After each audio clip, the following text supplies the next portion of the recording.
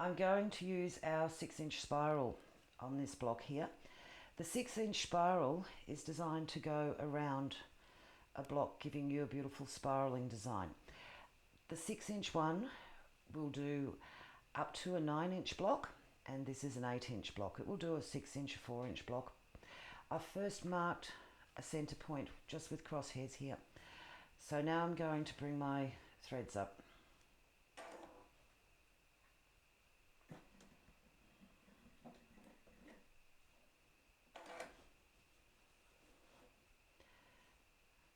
I'm going to now put my needle back in that starting point.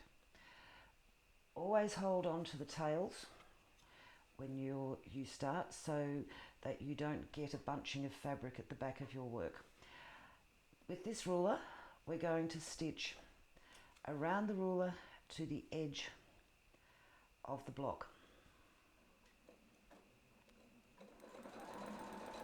If you'll notice, I'm not turning my fabric, I'm actually allowing the fabric to stay pretty much in the same position, but I'm using the ruler to move that circle. I'm now going to stitch a back stitch across this part here.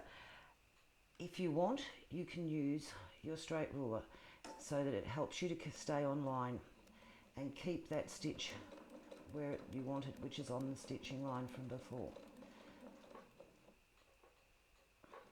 What I need to do is move this template, keeping the center in line with those crosshairs and using one of the lines on the template, and for this I'm actually going to turn this around so you can see it.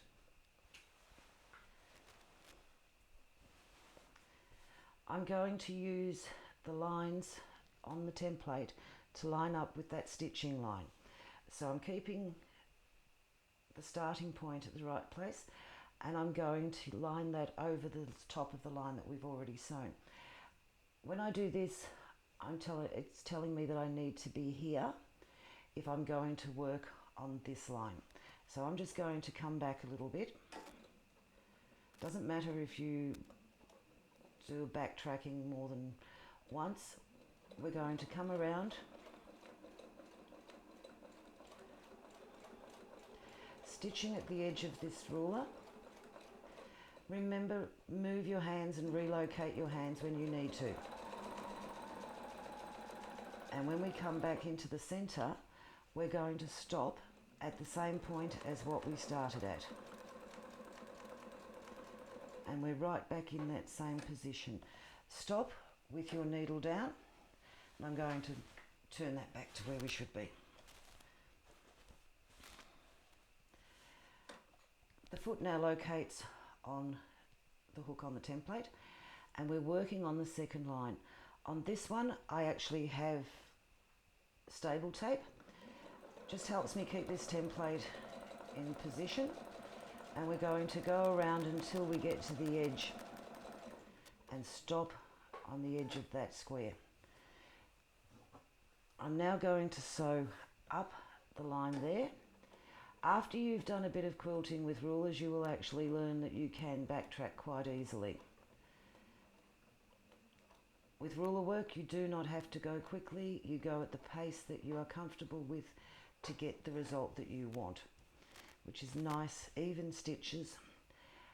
And I'm lining up that line again, making sure the center is in place. And we're going to sew the next one.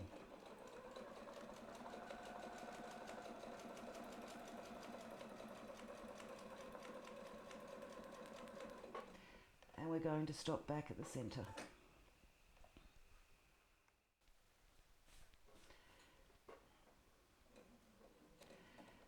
And we only have a couple of arcs left to go.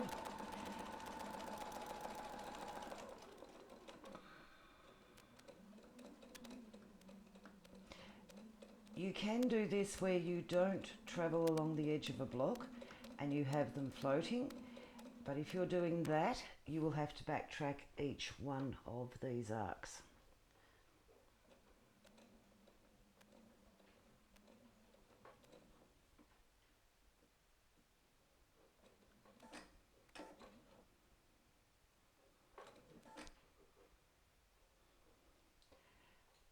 we'll go back to the centre again.